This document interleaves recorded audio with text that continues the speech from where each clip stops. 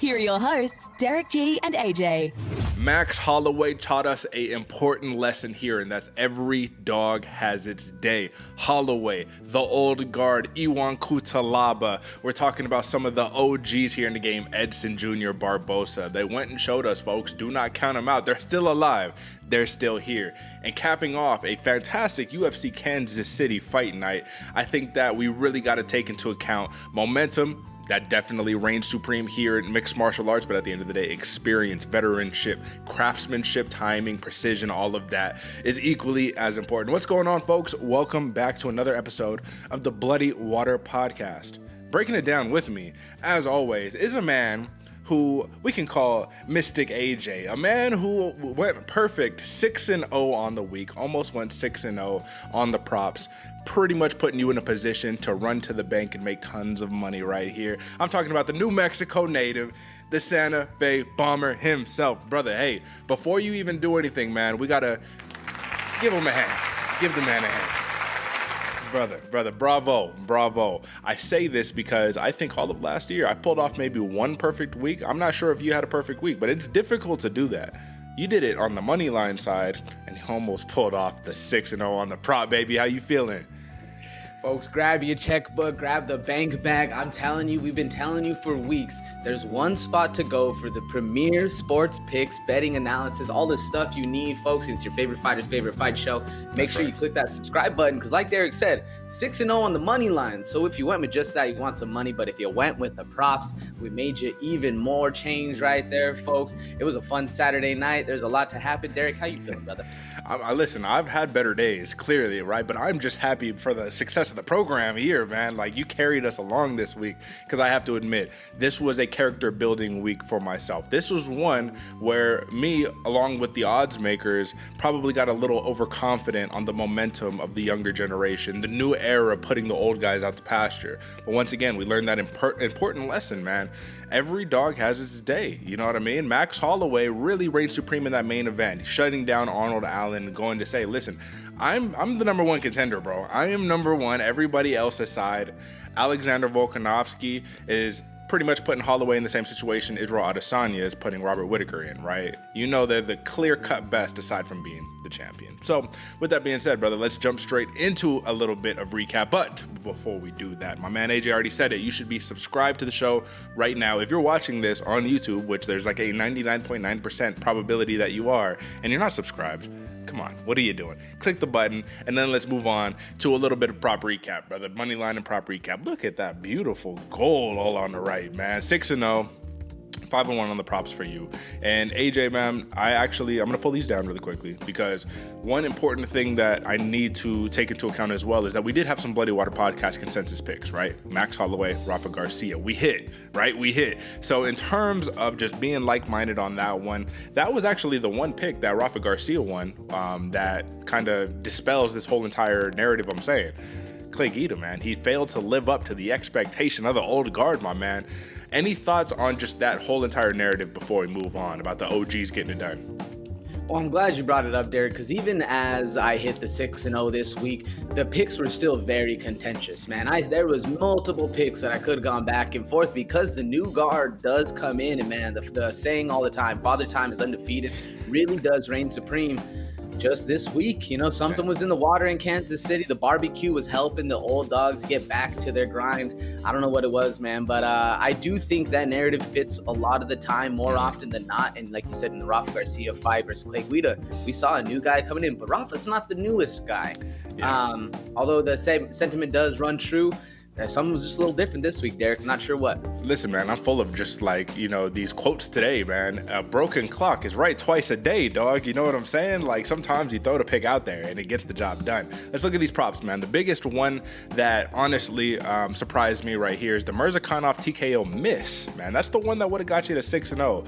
If you looked at the props, man, I believe it was plus 400 for a Murzakanov decision. And we'll talk about that fight in a second. Folks, this is the point that I want you to take into account. AJ said, Pedro Munhoz decision, money. Cutelaba, TKO, money. Barboza, TKO, and Billy Q, money. And then, of course, the time-tested the time tested Max Holloway via decision. Listen, man, I thought he could get Arnold Allen out of there.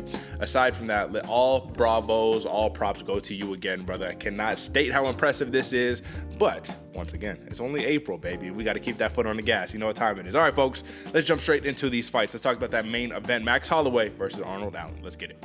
Have you seen that replay, buddy? Your head was bouncing around like a pinball machine. Time for some main card breakdown, courtesy of your hosts, Derick G and AJ. All right, AJ, this was a matchup right here that I think it's pretty clear to say the veteran put the young buck, the young dog in his place and said, hey, buddy, you're just not quite ready for this level.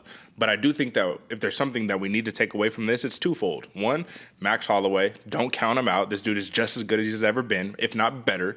And number two, man, Arnold Allen really is no joke. Like, Arnold Allen is almighty for a reason. I think a lot of these guys in the top 5 of the featherweight division might not be able to get past him. But Max Holloway was able to get the job done. So what was your thoughts? Yeah, no, Arnold Allen put the rest of the division on notice that I am firmly in that number 3, number 4 spot. I think Arnold Allen proved that he is more than ready to be in the upper echelon of the division right here. It's just that you were going against one of the best to ever do it, and you can't take anything away from him. Both stocks rose in this fight, and it's sometimes, man, you got to really be a dog to get one on over Holloway.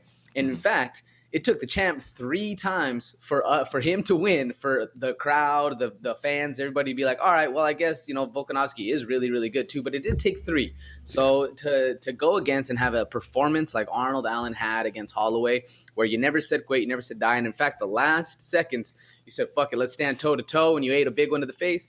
It is what it is, man. I was happy for Arnold Allen to have this kind of fight right here and show the fans that he is the next in line, or one of the ones that will be coming up the gateway, the runway soon enough for that championship fight. No, 100%, man. And I'll say that not everybody can put a pace on Arnold Allen the way that Max Holloway did, right? That's kind of a special, unique feature to Blessed Holloway. But something that I do think is important that we take into account is that round by round, Arnold Allen got outstruck every round. Every single round. Not just outthrown, outstruck every round. So I don't want to make this comparison because it's almost too similar, but I do think that Arnold Allen kind of has that Josh Emmett effect, right? Where he's this low volume guy, but if he hits you, he cracks. And similarly with that left hand, vice versa with Josh Emmett right there, he can end a lot of these fights. And I felt like in this matchup against Holloway, if there was anybody who didn't have a supreme chin like Holloway, he would have ended the fight multiple times throughout the night. He was landing clean. So do you think he can continue to make that last final ascent back to a title opportunity, or to an eventual title opportunity, with this continuous low volume type style?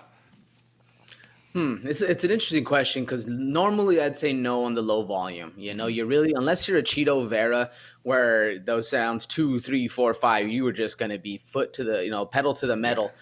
You need a little bit more output. And what the problem I see with it is this high level of fighters that you're going to be, in this echelon with right now, they can see the punches coming. They can see that stuff happening. So when, you get lucky and they don't see one of those punches, you get clipped on the chin.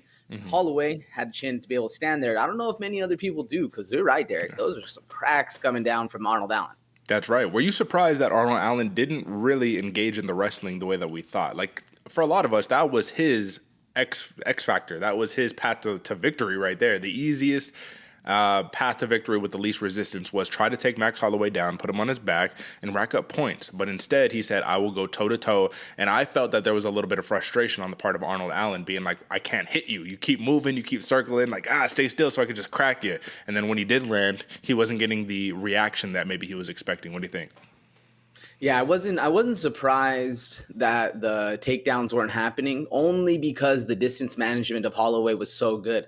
You said Arnold Allen couldn't even hit him. Arnold Allen couldn't even get close to him to grab him. And even when he grabbed a leg, Holloway would just limp leg out, dip, get back to the spacing, and have that control the entire time. So that's why I don't think there might have been one takedown shot in the early round, something like that. He got to hips, broke the hips either way. And you saw Holloway get the wizard and push off, get the underhook and push off. He did. It was pretty much a textbook performance, and that's why I don't think we saw takedowns, because he wasn't able to manage that distance to get in close. So were you surprised by that?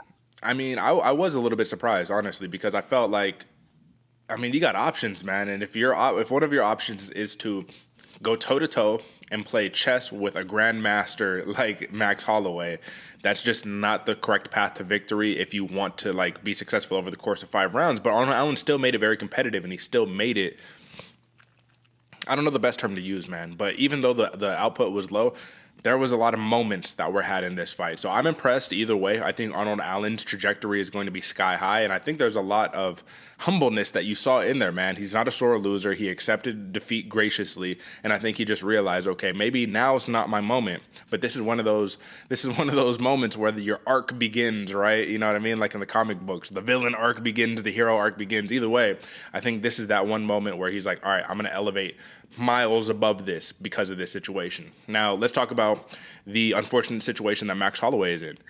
Who does he fight, bro? At this point, literally, he's like calling out Korean Zombie. At this point, he's like, if Korean Zombie wants it, he can get it, bro. I think he's just saying, I will fight anybody who's anybody to get myself in a position to fight Alexander Volkanovski again. The best thing that could potentially happen for Holloway is if Yair Rodriguez can beat Volkanovski. Now, let's hit on that. Do you think that that's even possible? And do you think that Max Holloway will waste what's left of the prime of his career if Volkanovski continues to reign supreme at 145 pounds? I don't want to answer your first question. I do think Volkanovski will get over on Yair. I think Volkanovski has that, especially when we saw the Islam fight. Volkanovski has a lot to offer, and he's even getting better after that loss. Will Holloway waste his golden, or the last little bit of his prime, these last little era that he has waiting for Volkanovski? I unfortunately kind of think so, Derek, because what else can Max Holloway do besides be undeniable? Like he has to just knock out or finish or win at least the last 5 people that are going to be coming up, and then it's going to be like, all right, well, who else? Yeah, give him the championship. Be undeniable in your effort for the championship. It's the only way. But man, a 4th fight? Do we want to see that? Is anybody going to be clamoring? As much as I'm a blessed fan, I want to see him at the title. Yeah. I don't really see the value in another Volkanovski fight. Do you, Derek? I don't necessarily see it, but I think that everything changes upon precedent, and the precedent has now been set with Israel Adesanya and Alex Pereira, right? So they had 4 fights. Maybe they weren't all in the UFC, and you don't really want to repeat a Brandon Moreno, Davison Figueiredo necessarily, but either way, I think that Max Holloway remains in limbo. He remains with a target on his back because anybody who beats him automatically gets a shot at the title after that, right? But either way, man, this was a fantastic main event, high implications in the featherweight division, and honestly, it's hard to say either of these guys lost last night, even though Arnold Allen on paper did technically lose. So, all right, brother, let's move on to an explosive co-main event. Edson Jr. Barboza is known for many things, and one is quick twitch, right?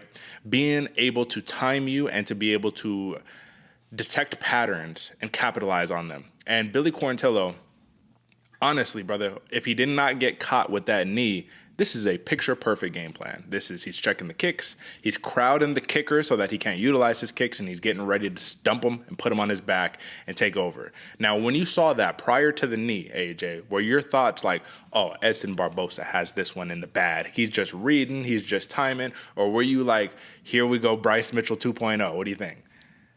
I was thinking Bryce Mitchell 2.0, Derek. I was a little worried, especially because Billy Q was controlling the pressure and pace going forward. It looked like Barboza sure was able to read and see what was going on, but you're right. Billy Q had him crowded. He wasn't able to have that kind of pop on his shots, and unfortunately, Barboza was really good at reading patterns. So that's how he got this knockout right here. But I was a little stressed, to be honest with you, Derek. Yeah, it was picture perfect, man. It was I don't know a better word to use or better phrase to describe it. This is honestly crazy because for a lot of fighters, this would be the top of their highlight reel.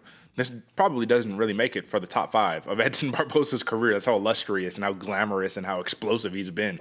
But I will say, I love the game plan of Billy Quarantillo. I thought everything was going fantastic. My only problem was he kept punching into the takedown entry, and he did it 3 times in a row. And at a certain point, that Edson Barboza, he picked up on the pattern, and he says, bro, it was crazy because actually he ate the punch as he was initiating the knee and then blasted through it straight onto the chin, flatlined him, bro. When I was watching it, I was like, what happened? Even Bisping, he was like, I didn't even see the knee happen, bro. I just saw the follow-up, you know what I mean? So at the end of the day, This was a beautiful, beautiful knockout by Edson Barboza, but it still begs the question here.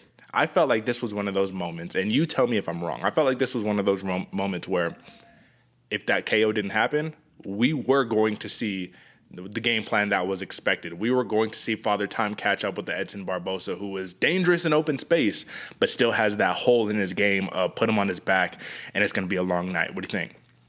I think so too, Derick, especially with the way Billy Q was picking up the pace and continuing to go, man. He looked good. He looked focused.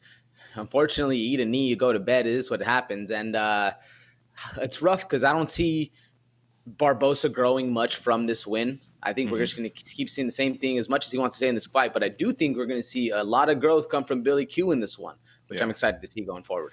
So Edson Barboza ranked number 14. Clearly, you don't really move up in the rankings from here, but you do have to imagine there's some fight. I don't think that they're going to give him another Billy Quarantillo who is like game to go toe-to-toe with him. I think they're going to give him another grappler. And you do have a dude right now who is lined up to replace my boy, JP3, or Jonathan Pierce, JSP, there we go. Movsar Evloev is going to be fighting Thug Nasty Bryce Mitchell, right? And if Evloev can potentially get a victory, or if he loses, I could see Edson Barboza getting matched up with the Evloev. So at this point in this trajectory in his career, he says, I'm back, I'm the best that I've ever felt. Physicality, and this dude was fit as shit, muscles on his muscles, right? But the question is, where do we go for Edson Barboza? Are we stuck in this kind of gatekeeper role? Is there a path to a title for Edson Barboza remaining? Ooh, at 145, is there a path to the title for Junior Barboza? I don't think so, Derick. I don't think so. At this point in time, how old is he? 38? That's a good question. Is he? I'm pulling it up right now. Gotcha. 37. 37. I was close. 37. No, man, I don't think so. Especially with the glaring holes we're seeing. Sure, they didn't come to fruition last night, but what we've seen with Bryce Mitchell and like you're talking about the Evloev and a lot of these top competitors at the 145-pound class, they can all strike and they can all wrestle. I think we're going to see Barboza just relegated to that, not necessarily gatekeeper, not necessarily newcomer fighter kind of stance, but we're going to see some names being thrown to Edson Barboza that's still going to make him, a highlight fighter like he is, but that's kind of about it for me. What do you think? Yeah, no, I'd have to agree with you. I just don't see the path, especially when the guys at the top is Volkanovski, it's Holloway, Yair Rodriguez, you know what I mean? Korean Zombie, Josh Emmett, all these guys. It's just tough. You got a lot of dudes who could take you down, man, and smash you in that. Not Holloway, but you know how it goes. All right, listen, big win by Junior Edson Barboza, and this is one of those moments where you do have to say, we always say fairy tales don't exist in mixed martial arts, but this was one of those moments where you're like, man, does it not feel good to have the old dog rise up and get the job done? Put the whippersnapper in his place. You know what time it is. But Billy Q, listen, man, if you're watching this, big fan, you'll be back. You know what time it is. All right, brother, let's move on to the next one. This is an interesting matchup right here, brother, because we're talking about the Hanyak, Dustin Jacoby, kickboxer, long, lanky, and then you got this just weird Azamat Murzakanov enigma, right? You got this dude who's an anomaly, a dude who does not look like the way that he should move. It should be possible for a guy of his size. But I'll tell you, Murzakanov made a statement at UFC Kansas City. Murzakanov put himself in a position to say, I am the Shavkat Rakhmonov of the light heavyweight division. You know what I mean? Like, I'm the guy who's going to be creeping up these rankings. None of y'all want to fight me. And whoever does, I'm going to make it problems for you. And he did just that with Dustin Jacoby, brother. Talk about an impressive performance. I couldn't have said anything greater to just say this was a standout performance except for one thing. Gas tank is still causing some issues, brother. Still causing some issues. If he doesn't get you out in rounds 1 or 2, rounds 3 is definitely going to be up for grabs. So what do you think of this matchup? And when you go into the championship, when you are the sleeper and you're getting the main card, man, 4 and 5 don't get any easier. But yeah, Derick, I mean, I think this, if you could put a Murzakanov tape together, this would have been the fight that you see in all those other fights, man. Yeah. Sticking to the game plan, has the pressure, has the power, and quick too. You're right, doesn't look very assuming. You don't think this guy's going to be, a crazy killer out there. In fact, Jacoby looked a little slicker at certain points, man. On the feet, Jacoby had some things, but the power and persistence that Murzakanov had, man, it's hard to deny this dude coming forward. I can see the comparison to the Shavkat. I think Shavkat might have a little more to offer as far as the depth of the toolbox, but Murzakanov is a hell of a fighter nonetheless, man.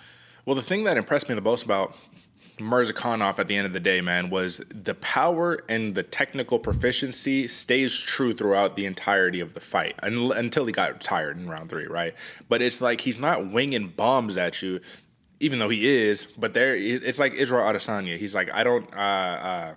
What is it? He's like, I aim and fire. I don't like throw and pray. You know what I mean? He's so precise with this. And he's able to shut down a lot of his opponents and make them very hesitant because they don't want to come in and eat that power. Dustin Jacoby has a fantastic chin, bro. And you saw him was really, really hesitant. Like, where do I go in with this? What was the most impressive, though? Murzakanov was facing a real adversity in terms of height and reach disadvantage. And he made Dustin Jacoby fight like he had the shorter reach. That is mind-blowing to me. Dustin Jacoby is so long, is so lanky, and he did not really use his reach whatsoever in this fight. Do you have any reads on that? What is it about Murzakanov that can crush the space and take away your reach advantage?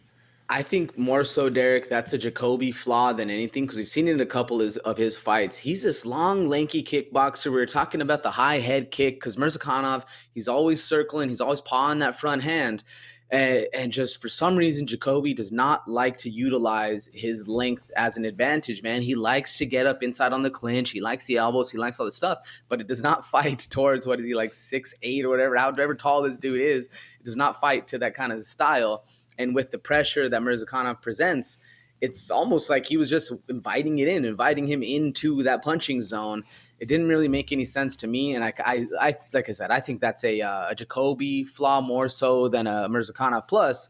But it didn't help that Murzakanov also is good at closing the distance, you know? Absolutely. And Jacoby's 6'3", man. So it's like he really did have a sizable advantage there. And what's crazy is that when he finally caught his rhythm is when the speed advantage kind of withered away when Murzakanov got tired.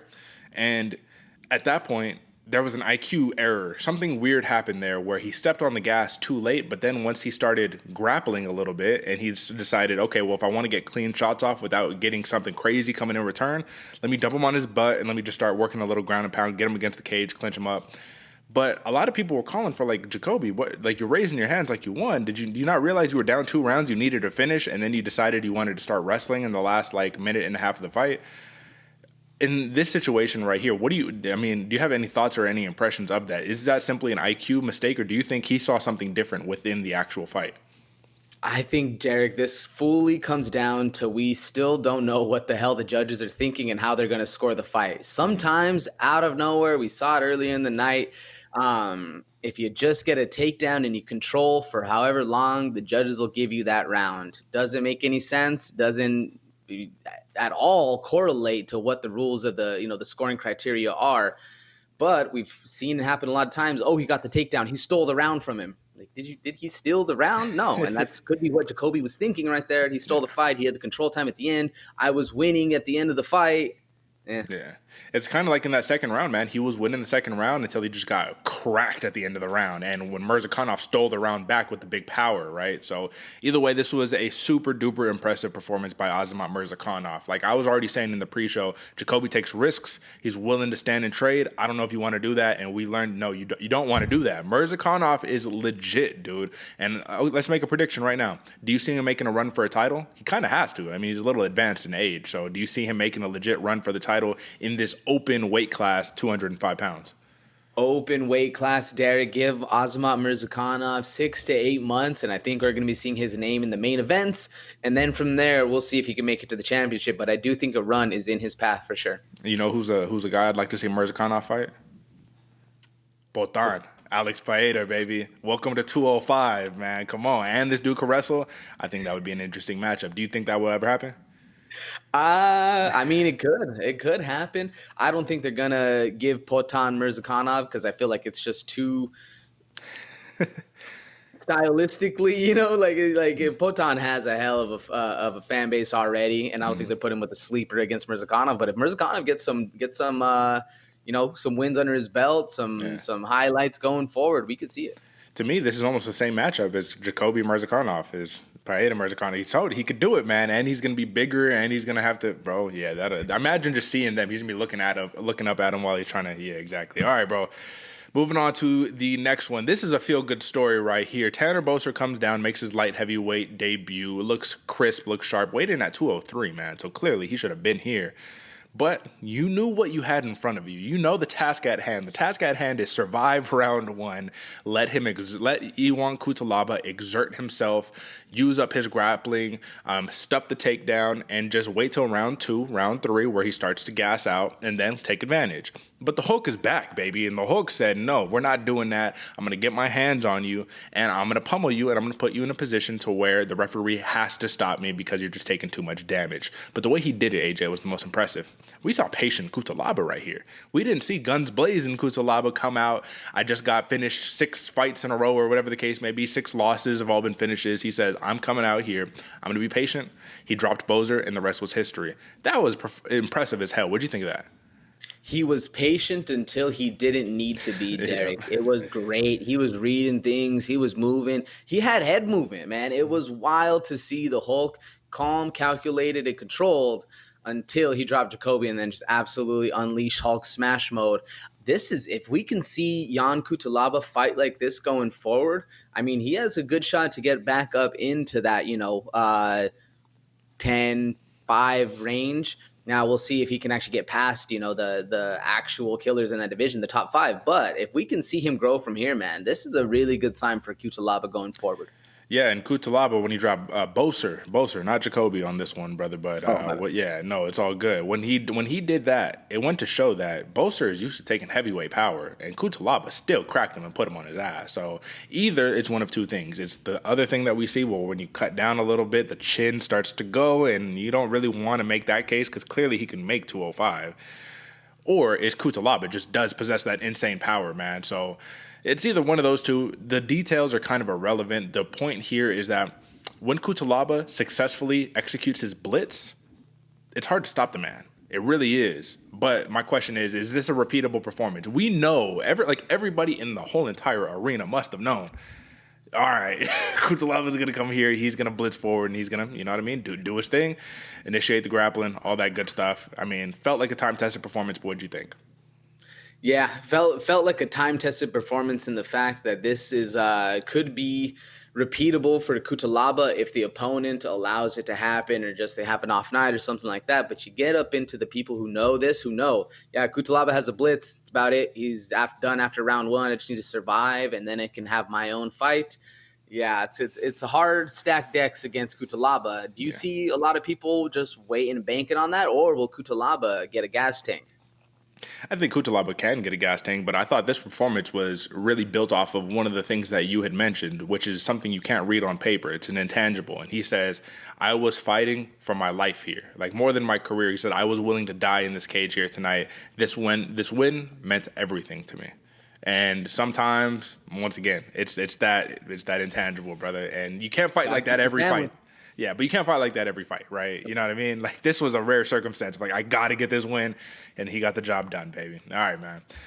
Let's move on to a more technical battle, an interesting battle so the young Punisher, Pedro Munhoz, has to fight arguably a younger, longer, lankier version of himself in El Guapo, Chris Gutierrez. And this was one of those moments where we needed to realize, can the old dog, Pedro Munhoz, right, can he shut down the young up-and-comer, right? The young dude, Factory X Muay Thai, technical, leg kicker, all that good stuff. And can he do it in a fashion that's impressive? Now, he did it. I wouldn't say it's the most impressive fashion, but I thought this was one of those interesting fights where Pedro Munhoz got outstruck in the totality of the fight, but still won 30-27. And I'm not going to say that the wrong man won, because no, I thought Pedro Munhoz did win. I just thought it was interesting how Munhoz was able to shut down Chris Gutierrez by offering a little bit of that power in the form of that nasty left hook. So no wrestling, no jiu-jitsu. He says, yeah, you're a big kicker. Go ahead and keep kicking, because every time you throw in for that long one, I'm going to extend with that left hook, and I'm going to catch you slipping. Do you think Chris Gutierrez was gun-shy for that reason, or do you think that this is just a normal product against fighting Pedro Munhoz? I think he was gun-shy after getting dropped on the first round. Because before that, man, Gutierrez was looking slick. But once he got dropped, right, I believe it was towards the end of the first round, somewhere around there, then you kind of started to see him like, oh, no. Like, instead of throwing the 4 or 5 punch combos, he was just throwing one at a time, one kick, and then reset. one punch, reset, and look what's coming his way. That's kind of where I saw the gun shyness come from Chris Gutierrez, because Munhoz, as old as this dude is, we say the young Punisher, but he still is a veteran in the game. He can put you to sleep, and we saw exactly that. Homeboy can crack. And as much as Gutierrez, you said it, Derick, he's a younger or basically a carbon copy clone of Pedro Munhoz, except for that power, man. And Munhoz, the pressure that he's able to put on consistently, always in your face, and you hit him, he doesn't really blink much. He's right there. It's a draining factor in a fight to stand against a guy who's seeing that, especially because you're right, Derick. I think the right guy won, but it was a close fight. Mm-hmm. Besides the first round, I had them both very close, where either one could have won rounds 2 and rounds 3. Mm-hmm. What do you think, Derick? Because this is close as because 30-27 doesn't seem close, but I thought it was a lot closer than that. But I wouldn't say I'd score rounds for Gutierrez necessarily, so the score's right? Yeah, it's one of those where you can have a 30-27 and it can still be a very close fight. And it's weird because a lot of people don't understand that. But the reality is they went tit for tat, and Pedro Munhoz just did more. He just did more. And that was my kind of weird thing. Especially, remember what I said in the pre-show? I was like, what has Gutierrez done to merit minus 115 decision prop against a guy like Pedro Munhoz? That's the thing that confused me. Now, ultimately, I rolled with it, and I rolled the dice the wrong way on that one because Pedro Munhoz by decision, I mean, he just I don't know, man. It's that thing where, and I'm stumbling on my words on this against Pedro Munhoz because it's almost like it's hard to describe in words what he's able to do. On paper, Chris Gutierrez should have won this fight on paper. But Aljamain Sterling also said something. He's like, why do you think when I fought Munhoz, I was on my bike the whole time? You can't stay in front of this man for too long without him throwing something nasty at you. And the thing about Chris Gutierrez is, this is the other thing that I didn't really realize. Gutierrez is a technician. And technicians are at their best when the pace is dictated on their terms and when they're not being forced back in a pressured, bullied way. Well, Pedro Munhoz said, I'm going to bully you, and I'm not going to make this a technical fight. I'm going to make this a brawl, and I'm going to get in your face. And even though it was still so high level and so technical, he took away Chris Gutierrez's ability to sit there and just kind of go tit for tat and perform at his own pace and leisure. And I think that right there is veteranship, craftsmanship, elder statesmanship. That is what makes Pedro Munhoz the gatekeeper of the division, man. So, number 9 defends his rank. But the question is, what's next for Pedro Munhoz? What do you think? Yeah, Derick, it's a hard one, man, because, again, not a lot of time left in the championship run. And if we're being honest, I don't see Pedro Munhoz necessarily getting back to the championship now. But what's next for him, man? I think a lot of fun fights. Sure, it's going to be matched up against a lot of young guys. But if he can still have this flashy performance, have the speed, the output, all this kind of stuff, man, I think we're just looking for fun right here with Pedro Munhoz. What do you think?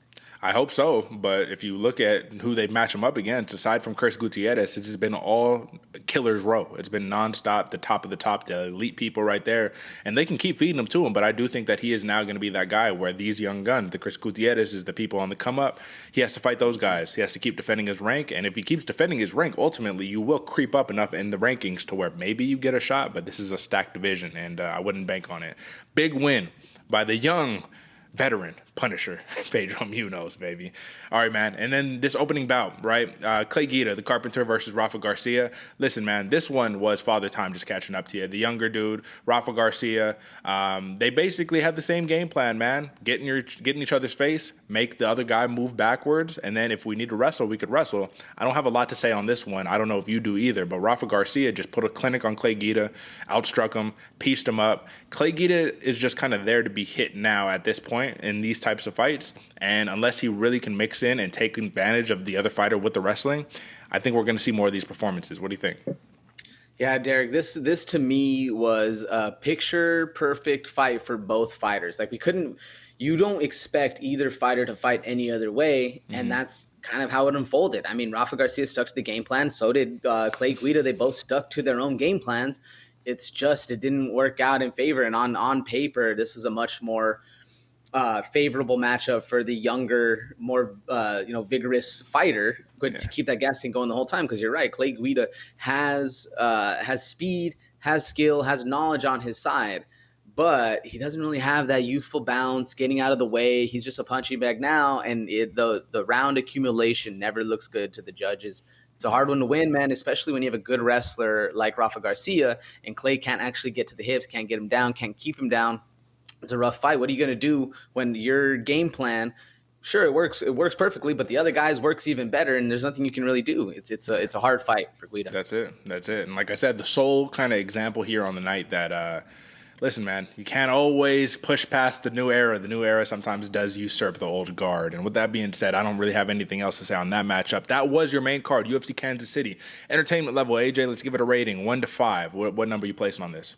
1 to 5, Derick. I'm going a 3. Yes, entertaining, but I can see how some casuals get a little bored there. And in fact, Kansas City folks, there's a lot of booing going on in the Munhoz fight. Yeah. I didn't see it. I actually thought this card was pretty entertaining, but I can see why some people wouldn't. What would you give it, Derick? Well, if you combine the prelims with this as well, I got to give it a 3.5, man. 3.5 stars, because the prelims were on fire. And with that being said, let's talk about it. But before we talk about it, of course, folks, subscribe to the show. If you're listening at this point right now and you check the subscribe button and you haven't hit it, go ahead and hit it. If you have a moment, go ahead and hit up my boy AJ on Twitch. AJ, where can they find you? Twitch.tv/Santa Fe Bomber, man. I said it before. We're doing a lot of variety streams over there. We're doing some art right now, working on that. But the main thing, folks, it's an engagement thing. Go over there, talk to me, hit me up, holler at me, man. Hit me up in the chat, in the comments, so that way we can just have this discourse, this back and forth. If you're a fan of the social medias, man, it's a lot of fun, and we get to be, you get to have your own little impact on the stream. It's a great time. Check it out, Twitch.tv/Santa Fe Bomber. Yes, sir. All right, folks, let's talk about some prelims right here, and I want to kick us off. Let me bring AJ back up in here. And we got a couple of things that we need to talk about, bro. There was some things, you know what I mean? Some news line type situations. First, we do have to say there was a record-breaking night, right, on 2 occasions. We didn't really mention it much back when we were talking about the Holloway-Allen fight, but Holloway did become the champion, I guess, if you want to reign it, for most wins in UFC featherweight history. So he is the record holder. He now has 19 wins in UFC featherweight history. Pretty impressive right there. He also, I think, became the first fighter to land more than 3,000 significant strikes over the course of his career. So record-breaking. But what I wanted to talk about right here was a fantastic performance that was marred in a little bit of controversy by Gillian the Savage Robertson. So Gillian Robertson, right? My sleeper against Pedro Rodriguez. I said this is going to be a fun one, folks. Watch out. You're welcome again. And I picked this specifically for the reason that Robertson, fantastic submission artist, fantastic grappler, has to get the fight down to the ground if she wants to have success, because Rodriguez will take your head off right here, and it was her move to 115. So what happens? Uses her grappling, sets up the armbar, gets the armbar, and then there's some controversy, AJ. So I'll let you take over from here. What happened following that? Woo! We saw a hell of a hyperextension, a movement that would make you think somebody said, "Ow, cut it out." Mm-hmm. And then what curious to me, Derick, the referee stepped in but did not stop the fight. Let it go on a little bit longer, let it go on, and then stopped it, and then said, "Yeah, you tapped." But it wasn't an instant tap, tap, stop. Yeah. So I can see where the confusion comes into this one. What do you think, Derick? Well, I think you also got to talk about the reaction of Rodriguez. The reaction of Rodriguez was, "What are you doing? I didn't tap. I was still alive there." And I think this is twofold. So you're talking, this is my perspective as somebody who, jiu-jitsu practitioner on a daily basis. Your arm was done skis, bro. That arm was going home. Robertson was getting ready to literally gift wrap and dip out. You know what I mean? I just took home a new souvenir. I got her arm, right? So instead of getting further limb damage, right? Sometimes, and I get it, life or death type situation, you're fighting, I'll never tap. Would you rather have your arm broken, or do you want to just concede, listen, man, you lost, you were not going to get out of that position. Maybe there's a 1 in 100 chance that you were able to somehow turn your arm and then slip the arm out, but Robertson had that thing ready to go. And then when the referee, I think what the referee did is the referee picked up on the Brazil tap, man. So that quick little, nope, that wasn't a tap. Nah, bro, you should never make a movement that is anywhere similar to that in a combat situation where you're locked in a submission if you're not tapping, right? And I get it. Sometimes you do get that, I'm going to tap, and then you find that resilience and that courage, and you're like, nope, I'm not going to, I still got this, right? But it's too late. You did it. Boom. And they said it verbal. I don't know. Did she scream? I couldn't hear it. If you'd be like, "Oh, fuck," That's a tap, bro. You're done. You know what I mean? So at the end of the day, I don't think there was too much controversy when I watched it. And maybe I'm biased because I was rooting for Gillian Robertson, being completely transparent. But the reality is, I also know what it's like to be in that situation. And that shit hurts when your arm is completely locked in for that arm bar. So controversy, robbery, what do you want to call it? I don't see controversy or robbery, Derick. I saw a tap. The only thing that I thought was weird was the referee went over and talked to her and said didn't stop the fight, but said no, you tapped. All right, we're gonna end this now. Stop it.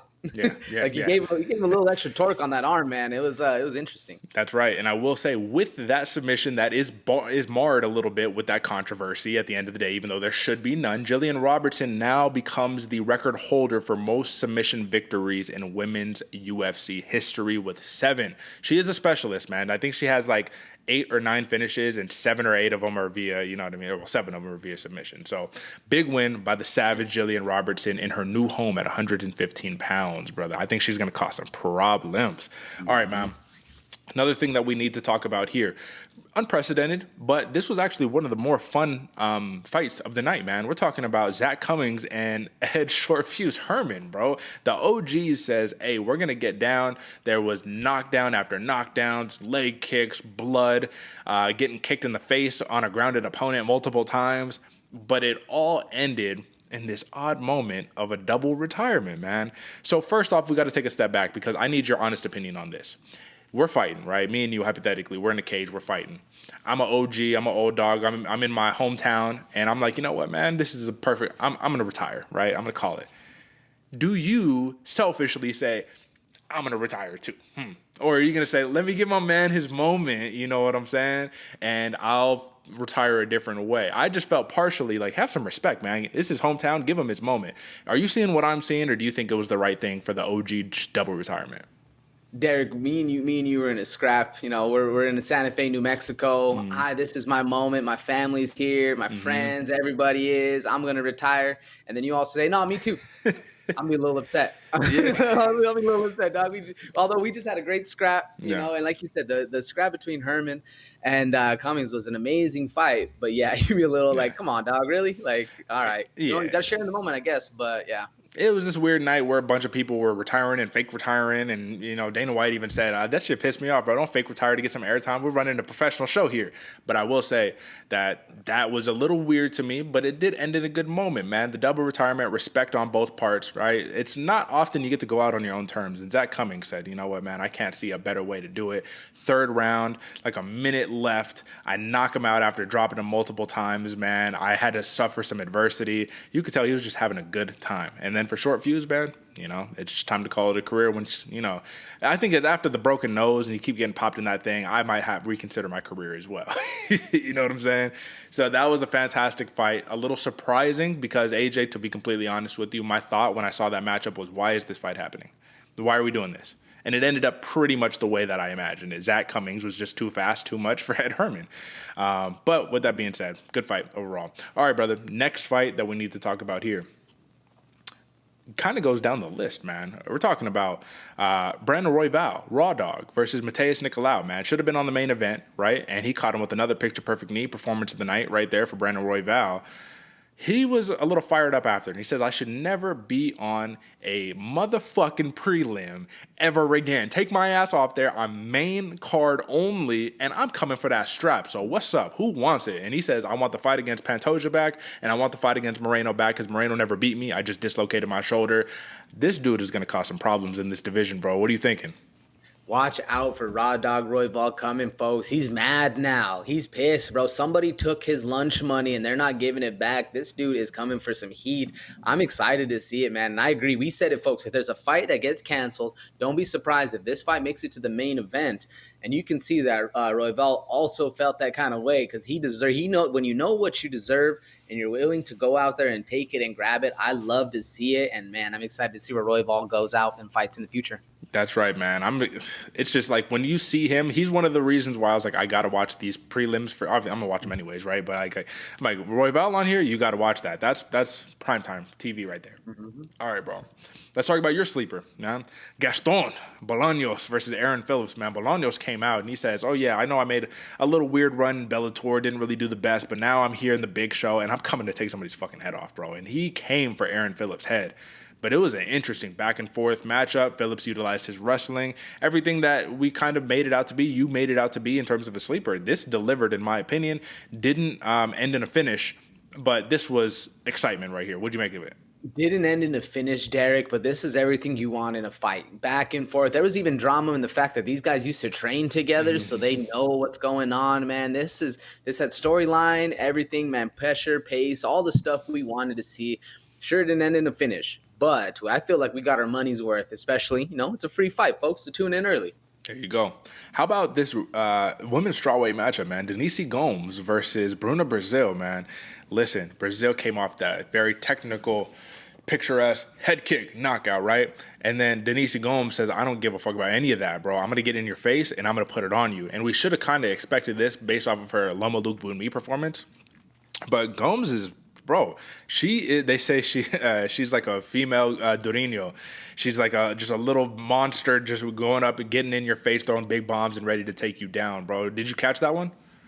I did catch it, Derick. I actually caught the second half of it. We were relocating back into inside for this fight, man. But I came back and saw the ground strikes finish. It was a great one. I'm excited to actually need to go back and watch this one too, because I didn't really watch, like I said, the first whole bit. But the finish was nice. She's going to be a problem, bro. And I'm only rattling off these because it was such a good night of fights, man. Daniel Zellhuber versus Lando Venata, right? Zellhuber almost had Venata out of there in the first round, ended up getting the job done as we expected. Bill Algeo, TJ Brown, fantastic fight. Listen, Senior Perfecto, it came close. I always said TJ Brown is game, but he ended up getting the choke, got the job done. Did another fake retirement, another weird one. But then lastly, brother, we need to talk about the controversy before we move on to the ranking review and get up out of here. And we need to talk about the first fight of the night, Jocelyn Edwards versus Lucy Pudilova. And Pudilova has come back to the UFC with a vengeance, right? She's now grappling. She already had some crispy boxing and all that good stuff. But here's the thing, man. I picked Jocelyn Edwards to win this fight. One, she missed weight, so I was like, all right, she's already going to be a little bit heavier, man. She'll probably rely on that a little bit. Two, she is I'm going to pick you apart tit-for-tat type situation, right? Little leg kicks here, little leg kicks there, just pitter-patter type stuff, right? And I'm going to get more points, but she came out aggressive today, or this fight. Here's what it comes down to, brother. I am going to be pulling out the unfortunate MMA decisions page right here. So she wins a split decision, 29-28 Edwards times 2, 128-29 for Pudilova. However, you look at the media scores, not a single person scored the fight for Jocelyn Edwards. The commentators were actively screaming robbery as this happened in real time. The people on MMA Twitter were all saying robbery report. And there was zero sportsmanship when it came down to it because Edwards tried to embrace Pudilova, and Pudilova, after just having somebody pull the Scully on and point a gun at her and say, stick 'em up, give me all the money, right? Give me the loot. I mean, understandably, she walked out pissed, and she was like, nah, fuck that. So Jocelyn Edwards gives her the double bird. She's pissed off. Now everyone's pissed off. It's just no one's having a good time now. What are we making of this situation? I don't blame either fighter, really, Derick. I don't think the blame goes into it. I think Pudilova won the fight. Are you going to be mad when somebody took half your pay and now you're now on a losing streak? I feel like she's lost 3 in a row, 2 in a row, something like that. Either way, you lost the fight. And now, as far as Edwards, I'm not mad at her either because it's not like she, paying off the refs or anything. And yeah, you want to embrace after a win. I mean, you spent 15 minutes fighting each other. There's always a little sportsmanship should be. It makes sense why Pudilova didn't. Yeah. But Derick, I mean, the judges, like how in the world does this let go? Or is this like acceptable in professional sports? Still blows my mind, man, because you're right. This is a heist amongst heists.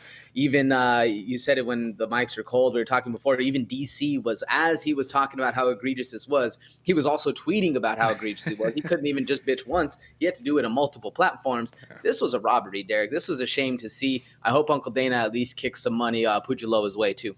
Yeah, man, and to give better context to the situation, she was not on a losing streak, man. She had won 6 of her last 7 fights, and then this is what you get. And she had an impressive. It's even worse. You took away my winning streak. Yeah, exactly. This would have been a 4-fight win streak for Pourover if she would have got it done, which she pretty much did get it done. But with that being said, folks, those were your action-packed prelims, and now quickly, we're gonna hit a rankings review. We know we got a little something that we're gonna need to be talking about here, and today, I don't necessarily want to talk about the featherweight division, man. I think we already know the limbo that the featherweight division is. Instead, I want to talk about this other division that we had mentioned. And the division that I'm specifically talking about is the men's light heavyweight division right here. So I want to insert new fighter. This is the same situation that we did when Shavkat was starting to do his thing, when Chimaev was starting to do his thing.